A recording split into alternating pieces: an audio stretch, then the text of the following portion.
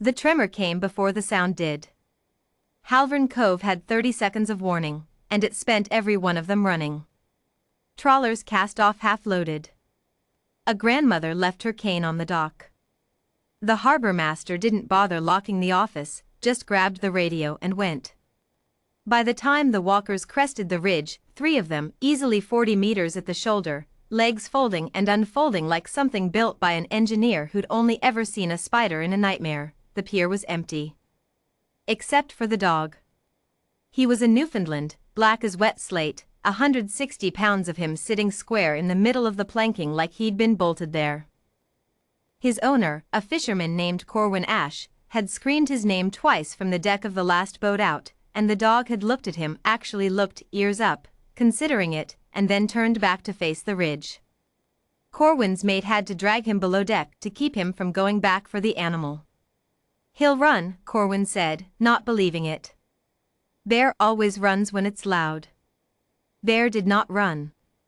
The walkers didn't have names that meant anything to the people of Halvern Cove, but the Corthane occupation fleet called this particular trio a culling triad, 3 walkers networked into a single targeting mesh, built to clear soft resistance ahead of the main landing. Their operator, a junior path clearer named Vesk Honor, had cleared 41 coastal settlements this campaign without once needing to fire the secondary cannons. Soft targets fled. That was the whole design philosophy.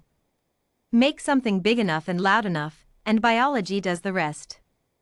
Vesk's threat board, fed by 3 sets of optics across the triad, flagged exactly 1 organic signature remaining in the cleared zone. Stationary. Low mass. No weapon signature. No fear response. No fear response.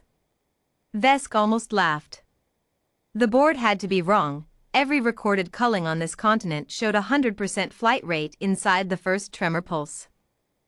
He pinged the lead walker to confirm. The lead walker's gunner, a veteran named Threll who'd done this since the campaign's first week, looked at the feed and felt something he hadn't felt in months: hesitation.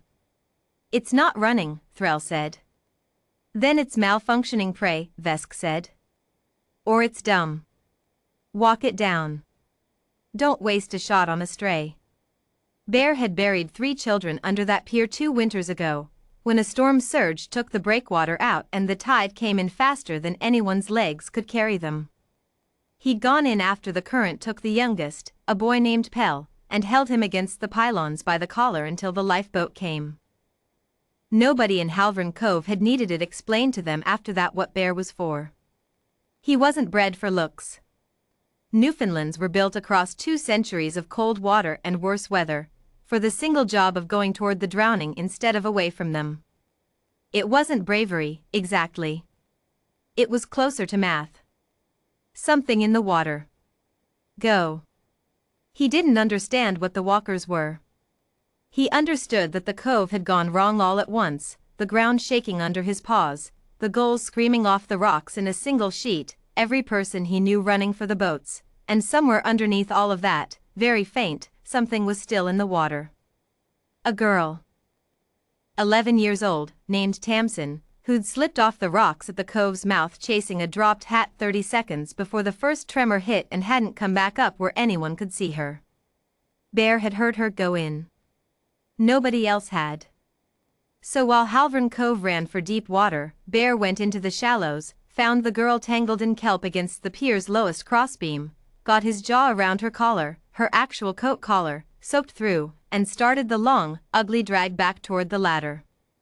This was the low mass, no fear response anomaly that had made it onto a Corthane threat board 41 settlements into an otherwise perfect campaign. The lead walker's first stride toward the pier shattered the harbor master's office like a dropped teacup. The second stride put one articulated foot through the seawall. Threll lined up the targeting reticle on the stationary signature, a dark shape now visible on the pier's edge, dragging something, and cued the secondary cannon, more out of procedure than concern. 41 for 41. This would make 42. He didn't fire immediately. Something in him wanted to watch first, the way you watch a beetle cross a road you're about to drive over, just to confirm it's only a beetle. Bear got Tamsin onto the planking. She was breathing, coughing, gagging on seawater, very much alive, and completely unable to stand. The pier was disintegrating under the triad's weight, boards popping their nails one by one in a long stuttering crack moving toward them both. He didn't drag her toward the shore. There wasn't time, the walker's shadow had already swallowed half the pier.